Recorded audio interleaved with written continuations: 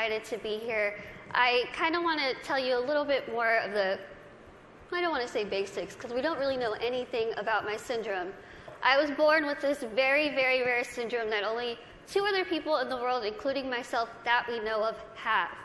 Basically, what this syndrome causes is that I cannot gain weight. Yes, it does sound as good as it is. I can eat absolutely whatever I want, whenever I want, and I won't really gain any weight. I'm going to be 25 in March, and I've never weighed over about 64 pounds my entire life. When I was in college, I hid, well, I didn't hide, everyone knew it was there, but it was a giant tub of Twinkies, donuts, chips, Skittles, and my roommate would say, I could hear you at 12:30 reaching under your bed to get food. But I'm like, you know what? It's all right. I can do these things because there are benefits to this syndrome. There are benefits to not being able to gain weight. There are benefits to being visually impaired. There are benefits to being kind of really small. A lot of people think, Lizzie, how in the world are you saying there's benefits when you can only see out of one eye? Let me tell you what the benefits are, because they're great. I wear contacts. Contact. Half off contacts. When I wear my reading glasses, half off prescription. If somebody is annoying me, being rude, stand on my right side. It's like you're not even there. I don't even know you're standing there.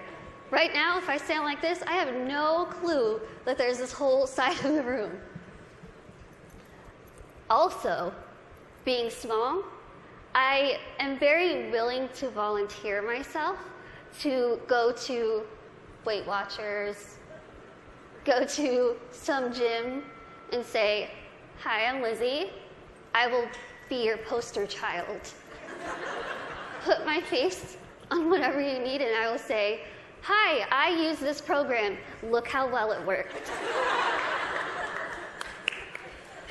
Even though there are really amazing things that have come from this syndrome, there are also things that have been very, very difficult, as you can imagine.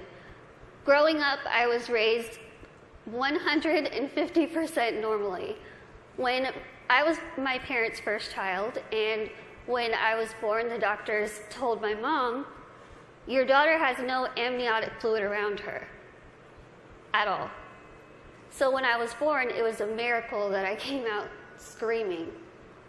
The doctors told my parents, we just want to warn you, expect your daughter to never be able to talk, walk, crawl, think, or do anything by herself. Now, as first-time parents, you could think that my parents would say, oh no, why? Why are we getting our first child to have all these unknown problems? That's not what they did. The first thing they told the doctor was, we want to see her, and we are going to take her home and love her and raise her to the best of our abilities. And that's what they did. I credit pretty much everything that I've done in my life to my parents. My dad is here with me today, and my mom is at home watching. Hi, Mom. She's recovering from a surgery, and she has been the glue that's held our family together and giving me the strength to see that she's going through so much, but she has this fighting spirit that she's instilled in me, that I have so proudly been able to stand in front of people and say, you know what, I've had a really difficult life, but that's okay. That's okay. Things have been scary. Things have been tough. One of the biggest things that I had to deal with growing up was something that I'm pretty sure every single one of us in this room has dealt with before. Can you guess what that is? Starts with a B. Can you guys guess it? Boys. Bullying. I know what y'all are thinking. I should have come. Why couldn't I sit here with them? I had to deal with bullying a lot, but as I said, I was raised very normally. So when I started kindergarten, I had absolutely no idea that I looked different. No clue. I couldn't see that I looked different from other kids. I think of it kind of as a big slap of reality for a 5-year-old because I went into school first day decked out in Pocahontas gear. I was ready. I went in with my backpack that looked like a turtle shell because it was bigger than me, and I walked up to a little girl, I smiled at her. She looked up at me like I was a monster, like I was the scariest thing she'd ever seen in her life. My first reaction was, she is really rude.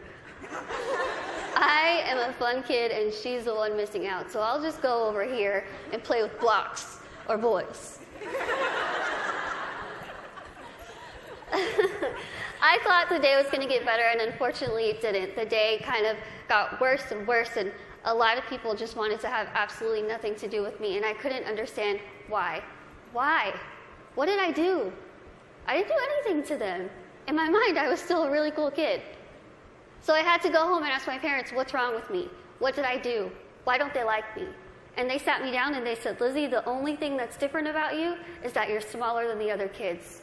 You have this syndrome, but it's not going to define who you are. They said, go to school, pick your head up, smile, continue to be yourself, and people will see that you're just like them. And so that's what I did. I want you to think and ask yourself this in your head right now. What defines you? Who are you? Is it where you come from? Is it your background? Is it your friends? What is it? What defines who you are as a person? It's taken me a very long time to figure out what defines me. For so long, I thought what defined me was my outer appearance. I thought that my little tiny legs and my little arms and my little face was ugly. I thought it was disgusting. I hated when I would wake up in the morning and I was going to middle school and looking in the mirror, getting ready and thinking, can I just scrub this syndrome off? It would make my life so much easier if I could just scrub it off. I could look like the other kids. I wouldn't have to buy clothes that had Dora the Explorer on it. I wouldn't have to buy stuff that was bedazzled when I was trying to be like the cool kids. I would wish and pray and hope and do whatever I could to pray that I would wake up in the morning and I would be different and I wouldn't have to deal with these struggles. It's what I wanted every single day, and every single day I was disappointed. I have an amazing, amazing support system around me who never pity me, who are there to pick me up if I'm sad, who are there to laugh with me during the good times, and they taught me that even though I have this syndrome, even though things are hard, I can't let that define me. My life was put into my hands, just like your lives are put into yours. You are the person in the front seat of your car. You are the one who decides whether your car goes down a bad path or a good path. You are the one that decides what defines you. Now, let me tell you, it could be really hard to figure out what defines you. Because there are times where I would just get so annoyed and frustrated, and I don't care what defines me. When I was in high school, I found a video, unfortunately, that somebody posted of me labeling me the world's ugliest woman. There were over 4 million views to this video, 8 seconds long, no sound, thousands of comments. People saying, Lizzie, please just do a world a favor, put a gun to your head and kill yourself. Think about that. If people told you that, strangers told you this. I cried my eyes out, of course, and I was ready to kind of fight back, and something kind of clicked in my head, and I thought, I'm just going to leave it alone. I kind of started realizing that my life is in my hands. I could either choose to make this really good, or I can choose to make this really bad. I could either be grateful and open my eyes and realize the things that I do have and make those the things that define me. I can't see out of one eye, but I can see out of the other. I might get sick a lot, but I have really nice hair. Thanks. You guys are like the best little section right here. I lose my train of thought. Okay, where was I? Hair. Okay, thank you. Okay, so I could either choose to be happy or I could choose to kind of be upset with what I have and still kind of complain about it. But then I started realizing, am I going to let the people who called me a monster define me? Am I going to let the people who said kill it with fire define me? No.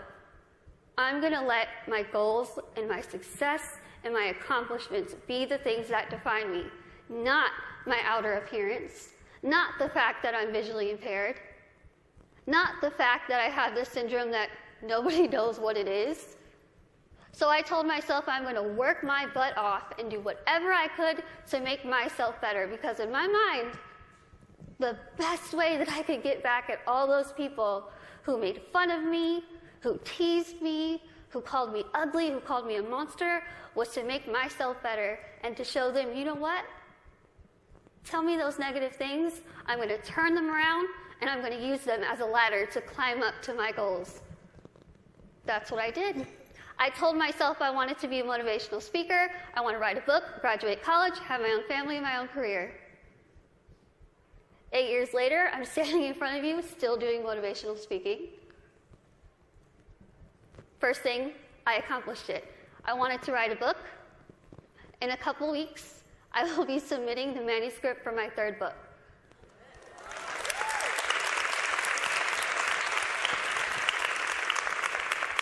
I wanted to graduate college, and I just finished college. I'm getting a degree. I'm getting a degree in communication studies from Texas State University in San Marcos, and I have a minor in English. I really tried to use real life experience while I was getting my degree, and my professors were not having it. But I wanted to have, lastly, my own family and my own career, and the family part is kind of down the line. My career part, I feel like I'm really doing well with it, considering the fact that when I decided I wanted to be a motivational speaker, I went home, I sat in front of my laptop, went to Google, typed in how to be a motivational speaker. I'm not even joking. I worked my butt off. I used the people who were telling me that I couldn't do this to motivate me. I used their negativity to light my fire to keep going. Use that. Use that. Use that negativity that you have in your life to make yourself better, because I guarantee you, you will win. Now, I want to end with asking you again. I want you to leave here and ask yourself what defines you. But remember, brave starts here. Thank you.